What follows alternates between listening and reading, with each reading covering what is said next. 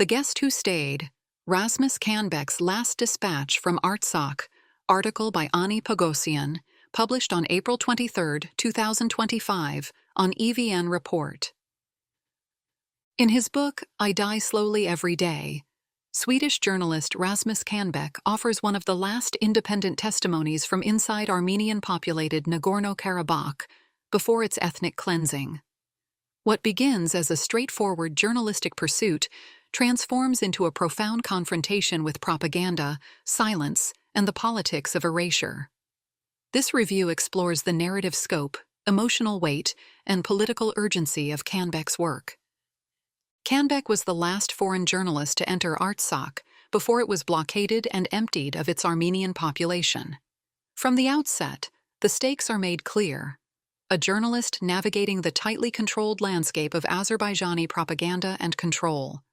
He opens with a pivotal moment, when his editor receives a message that the Azerbaijani ambassador to Sweden had written in to dispute one of Canbäck's articles. It's not an isolated incident, but rather part of a systematic campaign of intimidation. The fact that a government representative has taken the time to write to me tells me that I am no longer just observing the war. I am in the middle of it. This quote sets the tone for the entire book. Though Canbäck aims to understand and report on the conflict from both Armenian and Azerbaijani perspectives, he quickly encounters bureaucratic obstacles and ideological restrictions imposed by the Azerbaijani state. He doesn't dramatize this. Instead, he illustrates how dictatorships treat nuance as a threat, drawing tight borders around speech, access, and narrative control. It's a subtle but damning portrayal of the conditions under which stories like Artsakh's must now be told. This initial confrontation directly connects to the global silence that surrounded the 2020 war, the 10-month blockade, and the ethnic cleansing of Artsakh.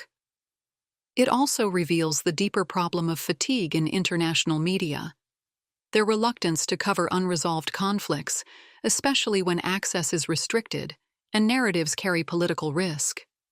In this vacuum, stories simply disappear.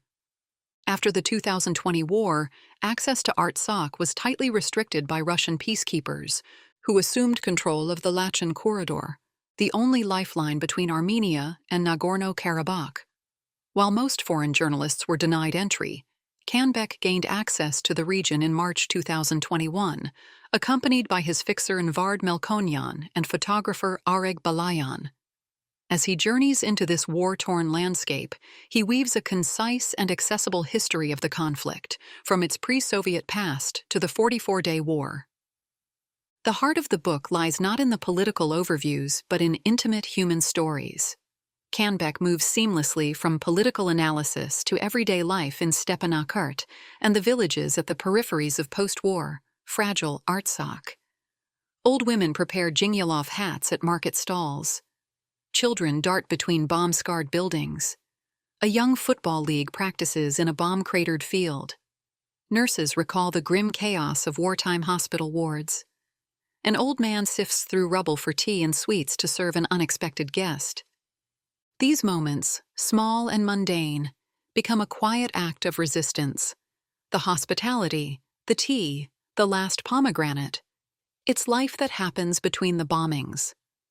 This struggle for normalcy faces new threats at every turn, culminating in Azerbaijan's full blockade and the ethnic cleansing of the region. Throughout, Canbäck is careful to reveal the scaffolding behind these personal stories, the political logistics, foreign policy dynamics, and international silences that allow these conditions to persist. He addresses war crimes not in the abstract, but through context and detail. The imbalance in reporting is stark, particularly in Western media outlets that strive to appear neutral while glossing over the reality of authoritarian aggression.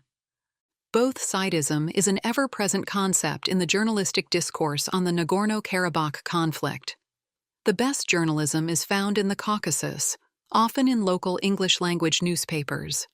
Regrettably, it does not lie at the heart of international reporting.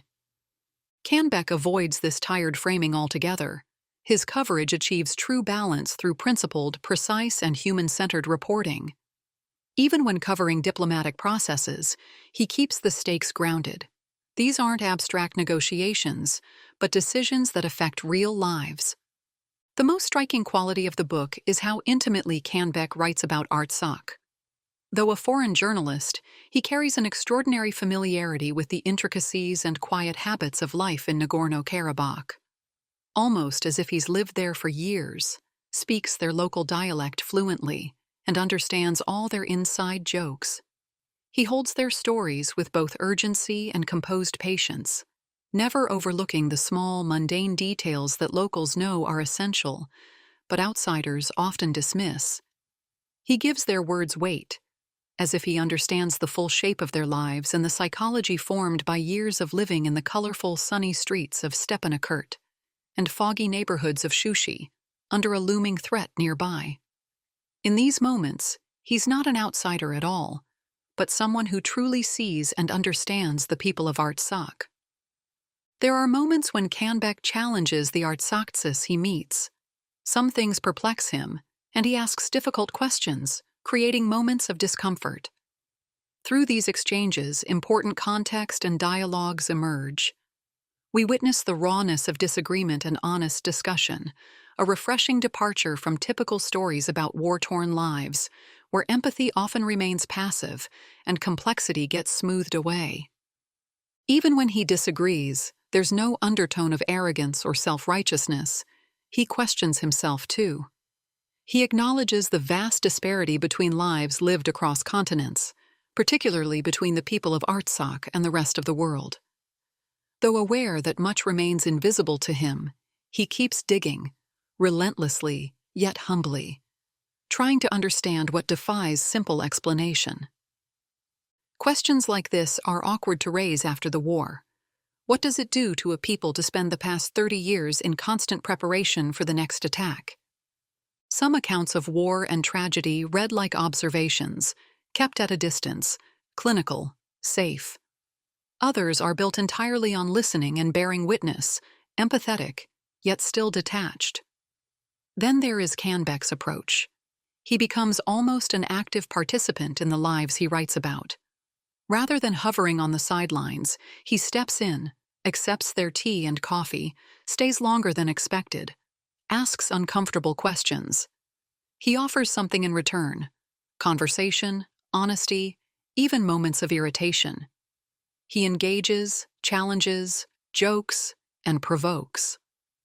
Rather than playing the polite outsider, he insists on being something messier: a curious neighbor, an inconvenient guest, a friend who hasn't earned the title but desperately wants to understand.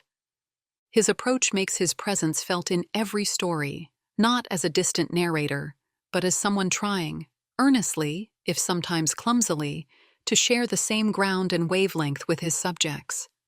His giddy, almost childlike curiosity shines through when one of his interviewees points out, "You eat like an Armenian," and Canbäck replies, "I learned to do it in Artsakh." The diverse voices in the book challenge the oversimplified narratives often applied to Artsakh and its people. They are not a single unified voice or a monolithic, monochrome entity speaking in perfect harmony. Instead, they are a tapestry, messy, contradictory, deeply human, like a carpet where the back weave holds the colorful ornaments together, grounded in shared history and place. These are people with a wide range of opinions, temperaments, lives, and approaches, too often reduced into a single narrative of resistance. Such simplification, even with the best of intentions, does them a disservice. When he writes about Azerbaijan's propaganda campaign, especially during and after the blockade, the tone shifts markedly. The flood of disinformation, absurd and overwhelming, becomes a secondary assault, a war on memory itself. Canbäck documents this with clarity and restraint. The most harrowing section describes the exodus, thousands of cars crawling toward Goris, a journey that should have taken hours stretching into days. In overcrowded hospital wards, wounded and starving children receive treatment. It is a moment of collapse, and Canbäck bears witnesses. In the epilogue, he steps back to reflect on the broader implications. The world's indifference to Artsakh, he suggests, represents more than moral failure. It signals something deeper, a fractured world order and an eroded standard of care. I Die Slowly Every Day is more than a mere record of events. It represents a reimagining of journalism, exploring presence, truth-telling in an age of erasure, and the art of being an attentive listener and faithful storyteller. This work is essential reading not only for those who care about Artsakh, but also for anyone invested in the future of journalism and the untold stories that still need telling.